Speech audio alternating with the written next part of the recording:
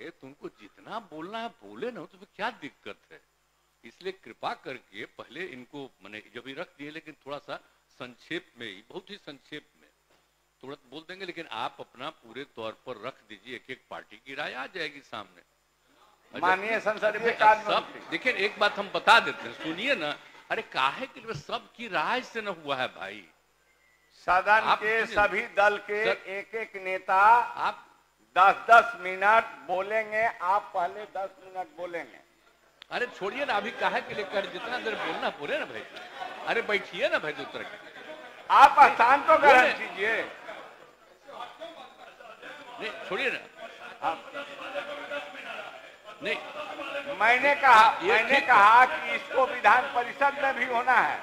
अरे हम अध्यक्ष महोदय, संसदीय कार्य मंत्री, अध्यक्ष महोदय, मेरा अनुरोध है माननीय आपसे, मुख्यमंत्री, मेरा अनुरोध है कि जिन पार्टियों की संख्या जैसी है उसी के हिसाब से उनको अवसर दीजिए। उतना समय हो गया, खत्म। बैठिए, हम तो लगता है बोलने। एक बात हम कह देते हैं प्लीज, आप सब जानते हैं, सबकी सहमति से, राय से नहीं तैयार हुआ है भाई।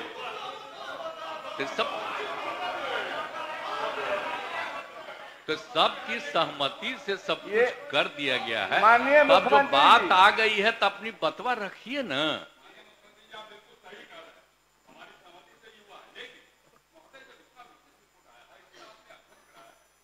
उसमें समय सीमा तय कर दीजिएगा, मौका दीजिए। हम भी इसके समर्थन में, आप भी समर्थन में। माननीय, अपनी बात करने से रोकना क्यों चाहते हैं? माननीय संसदीय कार्य मंत्री, इतना महत्वपूर्ण विषय है, फिर रोकना क्यों चाहते हैं? माननीय संसदीय कार्य मंत्री। अध्यक्ष महोदय, मैं सबसे पहले सरकार की तरफ से आसन का और इस सदन के सभी दलों के माननीय नेताओं के प्रति सरकार की तरफ से हम आभार प्रकट करते हैं कि मुख्यमंत्री जी के नेतृत्व में सभी दलों के समर्थन से बिहार सरकार ने एक ऐसी ऐतिहासिक उपलब्धि हासिल की है जिसकी पूरे देश में कोई मिसाल नहीं है।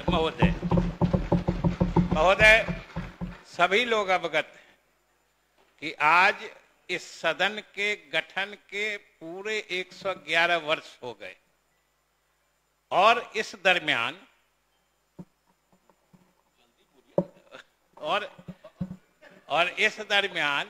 इस सदन ने कई ऐतिहासिक पड़ाव देखे हैं, परंतु आज जिन तथ्यों से या जिस दस्तावेज से यह सदन रूबरू हो रहा है महोदय, कि वह न सिर्फ बिहार के सामाजिक, आर्थिक, प्रशासनिक इतिहास में एक सबसे ऊंचा मील का पत्थर साबित होगा, बल्कि इसकी गूंज आज पूरे देश में सुनाई पड़नी शुरू हो गई है। इसकी गूंज महोदय, बहुत दिनों से हम लोग महसूस कर रहे थे, मुख्यमंत्री जी विशेष तौर से, कि भाई विभिन्न जातियों की सही संख्या, कोई प्रामाणिक संख्या उपलब्ध नहीं थी। न अलग अलग जातियों में गरीबों की क्या संख्या है, इसके कोई प्रामाणिक आंकड़े नहीं थे। इसलिए इसकी आवश्यकता बहुत दिनों से महसूस की जा रही थी और हम लोगों के पास सिर्फ एक 1931 की जनगणना के कुछ आंकड़े थे, जिसके आधार पर अलग अलग जातियों के लोगों द्वारा जो प्रतिशत दावा किया जा रहा था, अगर उनको जोड़ देते तो एक बड़ी अस्वाभाविक, अविश्वसनीय स्थिति पैदा हो जाती थी। इसलिए सरकार ने ये समझा और मुख्यमंत्री जी के नेतृत्व में सभी दलों के सहयोग से, मैं बार बार कह रहा हूं कि एक ऐसा काम हम लोगों ने किया है महोदय, जो दस्तावेज हमने दिया है, हो सकता है कि ये कितना महत्वपूर्ण है, इसका सही आकलन हम लोग आज नहीं कर पा रहे हैं। आने वाले समय में महोदय, जितने सामाजिक आर्थिक संस्थान हैं, जहां कहीं अध्ययन होता है, जितने विशेषज्ञ हैं, उन सब लोगों के लिए ये जो दस्तावेज आज हम लोग सरकार की तरफ से मेज पे रखे हैं और सभी लोगों के बीच हमने वितरित किया है, ये आने वाले दशकों तक, पीढ़ियों तक ये एक संदर्भ दस्तावेज हो जाएगा, रेफरेंस डॉक्यूमेंट हो जाएगा महोदय। इसलिए हम सरकार की तरफ से सभी माननीय सदस्यों को आश्वस्त करते हैं कि आपके सहयोग से सरकार ने ये बड़ी ही ऐतिहासिक उपलब्धि हासिल की है महोदय। ये इसमें कोई दो राय नहीं है कि ये मुख्यमंत्री जी की मौलिक सोच थी, लेकिन आप सबों का सहयोग रहा है, सरकार मानती है इस बात को। दूसरे जो भी आंकड़े हमने एकत्रित किए हैं वे सभी महोदय स्वैच्छिक हैं, स्व घोषणा के आधार पर जो नागरिकों ने अपने बारे में, अपने परिवार के बारे में जो सूचनाएं, जो आंकड़े दिए हैं वही हमने इसमें शामिल किया है और उसी को हम प्रस्तुत कर रहे हैं महोदय। जहां तक जातियों की बात है, जातियों की संख्या इसमें लगभग 215 है। सामान्य श्रेणी के 7 जातियां हैं, पिछड़ी वर्ग के 30 जातियां हैं, अति पिछड़े वर्ग के 112 जातियां हैं, जो अनुसूचित जाति है उसकी 22 जातियां हैं, अनुसूचित जनजाति की 32 जातियां हैं और कुछ ऐसी जातियों का भी उल्लेख आया है जो कहीं सूचीबद्ध नहीं है, वैसे 12। कुल मिला के महोदय 215 जातियां हैं।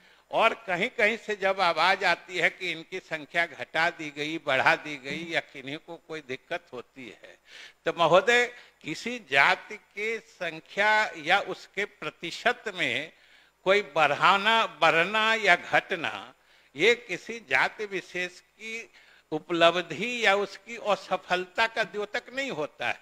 इसके कई कारण होते हैं महोदय। और मैं अब आंकड़ों की प्रामाणिकता के बारे में सिर्फ 2 बात कहना चाहता हूं। एक तो हम लोग जब आंकड़ा संकलित कर रहे थे महोदय, उसी समय कि हमारे आंकड़े शुद्ध रहें, सटीक रहें, इसलिए इसमें से 5% जो गणना की इकाइयां हैं, जैसे वार्ड है, पंचायत है, उनका हम लोगों ने जो क्रम रहित नमूना कहते हैं, रैंडम सैंपलिंग करते हैं, उसको निकाल के फिर दूसरे अधिकारियों से उसको हम लोगों ने फिर सत्यापित कराया है और उसमें त्रुटि नगण्य पाई गई है। और महोदय मैं सिर्फ एक उदाहरण जरूर देना चाहता हूं कि आप देखिएगा, सभी आंकड़े आपके पास पहुंच चुके हैं कि हम लोगों की गणना में बिहार में गरीबों की संख्या 34.1% आई है। और आप सब ने देखा होगा कि अभी कुछ ही दिन पहले भारत सरकार के नीति आयोग ने एक, जिसको बहुआयामी गरीबी सूचकांक कहते हैं, मल्टी डायमेंशनल पॉवर्टी इंडेक्स, उसमें बिहार में गरीबी को उन लोगों ने 33.78, मतलब वो भी लगभग 33.8 है गरीबों की संख्या, उन्होंने गरीब परिवारों की संख्या निर्धारित की है। और हमने जो अपने स्तर से गरीबों की पहचान की है उसमें भी वो 34.1 आई है। ये कितना मतलब दोनों सच्चाई के करीब है ये हम बताना चाहते हैं। जबकि उन्होंने जो वो इंडेक्स बनाया था सूचकांक, वो देश ही भर के अर्थशास्त्रियों विशेषज्ञों की मदद से नहीं, विश्व भर के अर्थशास्त्रियों की मदद से नीति आयोग ने वो सूचकांक बनाया था और उस पर बिहार में गरीबी 34.1 आई थी। और हम लोगों के जो हमने मांगा है, हमने बताया है प्रतिवेदन में कि जिस परिवार की मासिक आय 6,000 रुपए से भी कम है उसको हम लोगों ने अपनी गणना में गरीब माना है। और ये स्वाभाविक था क्योंकि इसी आधार पर आगे की कार्रवाई करनी थी महोदय। और इसी हिसाब से हम आगे बढ़ रहे थे सब लोगों के समर्थन से। और महोदय एक बात और मैं कहना चाहता हूं कि जिस ढंग से इस मामले को न्यायालय में घसीटा गया, 14-15 मुकदमे उच्च न्यायालय में हुए, 5 मुकदमे उच्चतम न्यायालय में हुए, लेकिन हमने कितने सही, आपने भी निर्णय में आप भी शामिल हैं कि ये जो कुछ अति ज्ञानी लोग होते हैं महोदय, बुद्धि विलासी लोग जिनको जरूरत से ज्यादा बुद्धि रहती है, उनके बुद्धि का बहाव आजकल लोकहित याचिकाओं के माध्यम से होता है। अब वो उसको लिए न्यायालय में पहुंच जाते हैं। तो सिर्फ मैं उच्च न्यायालय के एक ऑर्डर जो अंतिम आदेश दिया था, हालांकि थोड़े दिन के लिए लोगों ने गुमराह करके स्थगित भी करा दिया, लगभग 100 दिनों से अधिक की देरी हो गई जो हाईकोर्ट ने स्थगित कर दिया। लेकिन अंतिम आदेश में, फाइनल आदेश में जो उच्च न्यायालय ने कहा है वो जरूर सब लोगों ने देखा होगा और उसको मैं जरूर कहना चाहता हूं कि we find the action of the state to be perfectly valid initiated with due competence, क्योंकि कुछ लोग कहते थे राज्य सरकार को अधिकार नहीं है, with legitimate aim of providing development with justice, जो मुख्यमंत्री का सिद्धांत है, न्याय के साथ विकास, as proclaimed in the address to both houses and actual survey to have neither exercise nor contemplated any coercion to divulge the details and having passed the test of proportionality। मतलब किसी को ये नहीं किया गया है, बाध्य नहीं किया गया है और सरकार ने बिल्कुल सही किया है। thus not having violated the rights of privacy, निजता के अधिकार के हनन की भी बात हो रही थी, not violating the rights of privacy of individuals, especially since it is in furtherance of a compelling public interest, which in effect is the legitimate state interest। महोदय, इससे बड़ा प्रमाण किसी न्यायालय द्वारा सरकार के काम को दिया नहीं जा सकता है। लेकिन इसके खिलाफ लोग सुप्रीम कोर्ट भी पहुंच गए महोदय। तो वहां क्या कहा महोदय, जो हमने कहा कुछ बुद्धि विलासी लोग भी हैं, अति ज्ञानी लोग, उनको सुप्रीम कोर्ट ने, जो जस्टिस वहां BR गवई है, अभी हमने देखा था समाचार पत्रों में, कल परसों पटना भी वो आए हुए थे, कि उन्होंने क्या कहा कि this is not a public interest litigation, this is publicity interest litigation. मतलब जो लेके गए हैं वो सिर्फ पब्लिसिटी चाह रहे हैं, गो टू हाई कोर्ट। इसलिए महोदय, सरकार के कामों को जिस तरीके से न्यायालय ने उचित ही नहीं, न्याय संगत और न्याय के विकास के सिद्धांत के अनुरूप बताया है महोदय, वह सरकार के मंशा को बिल्कुल लोगों के सामने स्पष्ट कर देता है महोदय।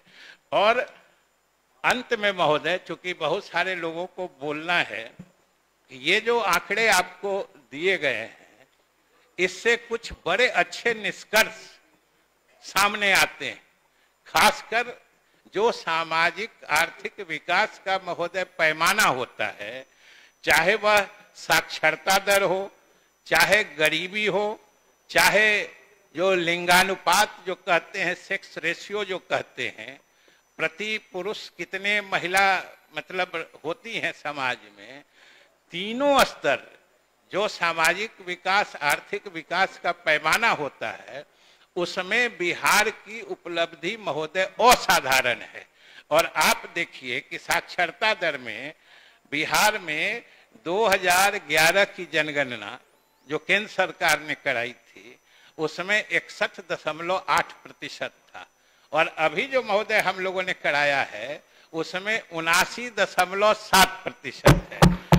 और महोदय, सबसे आपको और सदन के सभी माननीय सदस्यों को सुन के अच्छा लगेगा कि यह जो साक्षरता दर बढ़ने का प्रतिशत है, ये पुरुषों से कहीं ज्यादा महिलाओं में है, जो माननीय मुख्यमंत्री जी के नीतियों के कारण हुआ है। और महोदय, आंकड़े बताते हैं कि पुरुष में साक्षरता दर बढ़ने का प्रतिशत 17.9% है, जबकि महिलाओं में साक्षरता दर बढ़ने का प्रतिशत 22.4% है। ये समझ लीजिए महोदय सीधे कितनी है। अभी हमने गरीबी की बात कही, जो गरीबी का निर्धारण हमने जिस तरीके से किया है, और भारत सरकार ने भी बहुत बड़े बड़े विशेषज्ञों को जमा करके जो उसका सूचकांक बनाया है, उस पर भी ये दोनों आंकड़े बिल्कुल करीब हैं, बहुत ही क्लोज है महोदय। ये हमारे आंकड़े की सत्यता या सत्यापन की तरफ भी इशारा करता है महोदय। और इसमें अभी पिछले दिन भी देखे होइएगा कि जो भारत सरकार नीति आयोग ने भी कहा है कि पूरे देश में गरीबी रेखा से बाहर लोगों को करने के मामले में बिहार का स्थान पूरे देश में अव्वल है और सभी प्रदेशों से ज्यादा लोग बिहार में गरीबी रेखा से ऊपर उठे हैं। और महोदय उसी तरीके से जो लिंगानुपात कहते हैं, जहां प्रति हजार कितनी महिलाएं समाज में होती हैं, जो 2011 में प्रति हजार यहाँ 918 महिलाएं थी, वो हमारी जो गणना हुई है उसमें प्रति हजार 953 महिलाएं आज हैं। इसलिए महोदय हर मायने में बिहार आगे बढ़ रहा है और यह काम तो महोदय इतना अद्वितीय हुआ है कि आने वाले समय में न सिर्फ प्रदेश की सरकारें बल्कि केंद्र सरकार का भी ध्यान निश्चित रूप से इस तरफ आकर्षित हुआ है महोदय। लेकिन जब न्यायालय में प्रक्रिया चल रही थी महोदय, एक चीज बड़ी विचित्र घटना घटी। केंद्र सरकार सभी मामलों में पार्टी बनाई गई थी, जितने लोकहित याचिकाएं आई थी किसी में वो अपीयर नहीं हुई। लेकिन जब उच्चतम न्यायालय में दूसरे लोकहित याचिका की बात चल रही थी, अचानक से केंद्र सरकार की रुचि जग गई और महोदय उन्होंने, सबसे तो समझ में बात नहीं आई कि इनके तो महोदय हम ये कहेंगे महोदय कि ये सरकार जिसका प्रतिवेदन हमने आपके सामने सभी सदस्यों के बीच रख दिया है, जो सभी को उपलब्ध है। अब हम सदन से और सभी दल के नेताओं से अनुरोध करेंगे सरकार की तरफ से कि सब लोग अपनी राय रखें। बहुत बहुत धन्यवाद। माननीय सदस्यगण,